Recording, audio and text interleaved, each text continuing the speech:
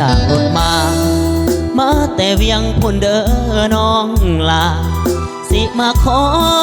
ขวัญตาสาวโสภาแห่งเมืองสวรรค์เอาพ่อเอาแม่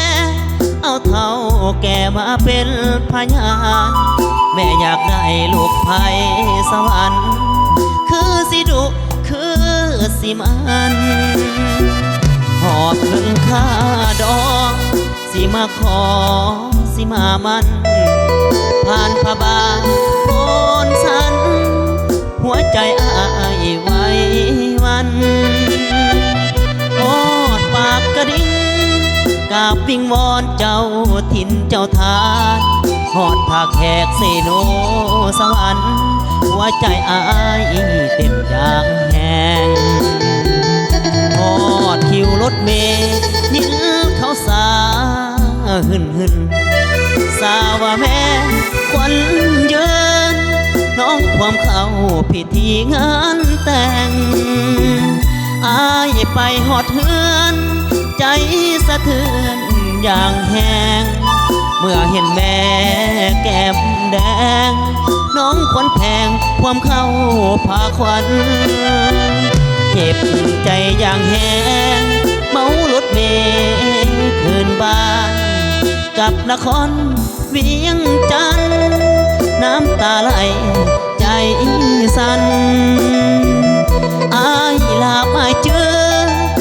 เจ้าแล้วสาวเมืองสวรรค์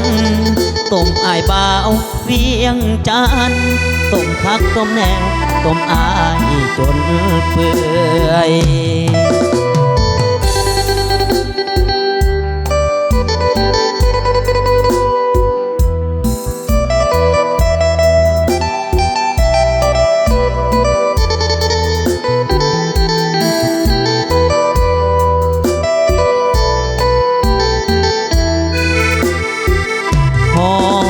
รถเมย์ยินเขาสาหึนสาวแม่ควันเยินน้องความเข้าพิธีงานแต่งอายไปหอดเฮือนใจสะเทือนอย่างแหงเมื่อเห็นแม่แก้มแดงน้องควันแพงความเข้า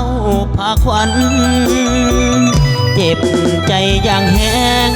เมารถเมล์คืนบ้านกับนครเวียงจันทน์น้ำตาไหลใจสั่นอายลาไปเจอเจ้าแล้วสาวเมืองสวรรค์ต้มอายบ่าวเวียงจันทน์ต้มคักต้มแหนต้มอายจนเปื่อย